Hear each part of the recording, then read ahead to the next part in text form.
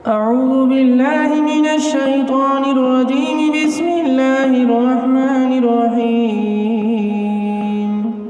ليشهدوا منافع لهم ويذكروا اسم الله في أيام معلومات على ما رزقهم من بهيمة الأنعام. And mention the name of Allah on days known. اور وہ لوگ یعنی اہل ایمان اپنے جانوروں کو ذبح کرتے وقت بسم اللہ اللہ اکبر کہہ کر ذبح کرتے ہیں۔ میرے بھائی، بہت سارے حضرات ہیں جو اس تہوار پر اعتراض کرتے ہیں، آبجیکشن لیتے ہیں، کہتے ہیں مجھے سب کچھ تو سمجھ میں آتا ہے، لیکن یہی ایک تہوار ایسا ہے جو سمجھ میں نہیں آتا۔ میرے بھائی، دنیا میں بہت ساری چیزیں ہیں جو سمجھ میں نہیں آئی آج تک۔ ایک انسان 2 انچ سے پیدا ہو رہا ہے، اتنے باریک سوراخ سے، وہ بھی نہیں سمجھ میں آیا۔ کیا کسی نے آج تک اس کو سمجھا ہے؟ تو بہت ساری چیزیں ہیں جو سمجھ میں نہیں آتی ہیں، تو انہی ڈسٹ بین میں اس کو بھی ڈال دیجئے، اس لیے کہ آپ کو سمجھ میں نہیں آ رہی۔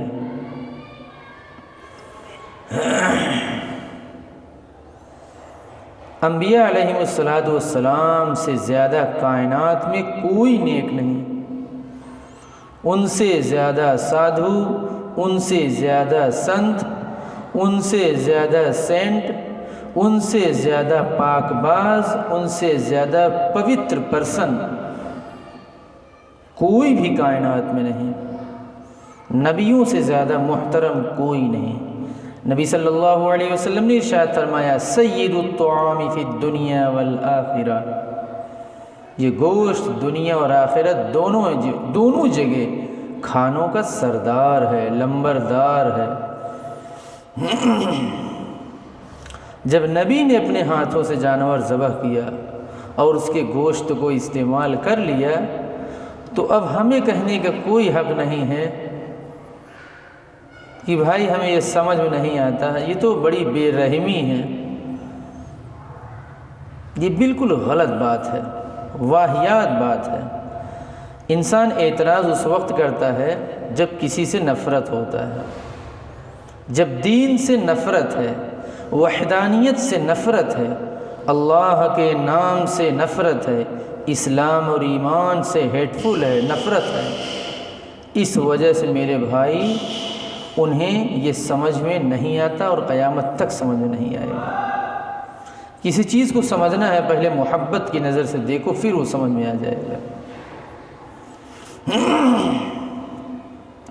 بقرہ عید ہی کے دن انسان کو اعتراض ہوتا ہے، پورا سال جانور کٹتا رہتا ہے، پورے سال جانور ذبح ہو رہے ہیں، بکرے ذبح ہو رہے ہیں، بڑے بڑے ہوٹل میں کٹ رہے ہیں، ریسٹورنٹ میں چل رہے ہیں، لیکن اعتراض بقرہ عید میں ہی ہوتا ہے۔ کیوں ایسا؟ اس لیے کہ یہ وحدانیت کا تہوار ہوتا ہے، ہر کام خدا تعالیٰ کے نام پر کیا جاتا ہے، اللہ کے ناموں کا ہلہ مچایا جاتا ہے، خدا تبارک و تعالیٰ کی وحدانیت کا علل اعلان برملا ذکر کیا جاتا ہے۔ اس وجہ سے بہت سارے لوگوں کو اچھا نہیں لگتا ہے، تو سیدھا حملہ قربانی پر کر دیتے۔ بھائی، قربانی کرنا بھی ایک ذکر ہے، یہ عبادت کا حصہ ہے۔ تو جن کو یہ توحید سمجھ میں نہیں آئے گا، ان کو ہمارا جانور اللہ کے نام پر ذبح کیا ہوا کیسے سمجھ میں آ جائے گا؟ اور اعتراض بقرہ عید ہی میں کرتے ہیں۔ اس سے پتہ چل گیا دل میں خاص طور سے وحدانیت سے اور توحید سے نفرت ہے۔ اور جو اعتراض کرنے والے ہیں میرے بھائی، سب سے زیادہ دکان پر لائن لگائے وہ کھڑے ہیں اور کہتے ہیں کہ لالی پاپ لے رہا ہوں، سب سے زیادہ وہ کھا رہے ہیں۔ گوشت کی قیمت بھی انہی کی وجہ سے بڑھ رہی ہے، کافی کوسٹ پڑ رہا ہے، دکان پہ لائن بھی وہی لگائے رہے ہیں، اعتراض بھی وہی کرتے ہیں۔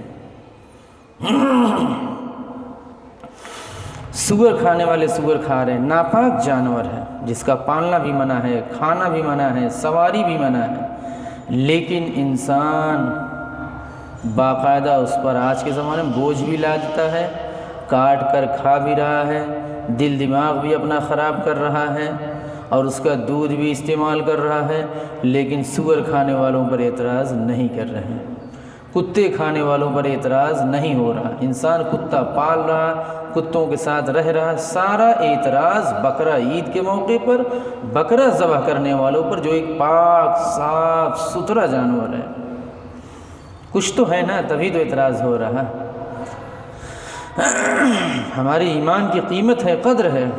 پتھر انہی درختوں پہ چلایا جاتا ہے جن پر پھل ہے، انہی کے دلوں کو دکھ پہنچایا جاتا ہے جن کے دلوں میں ایمان ہے، ایک حقیقت ہے، ایک ریئل ہے، ایک واقعیت ہے، ایک اوریجنالٹی ہے۔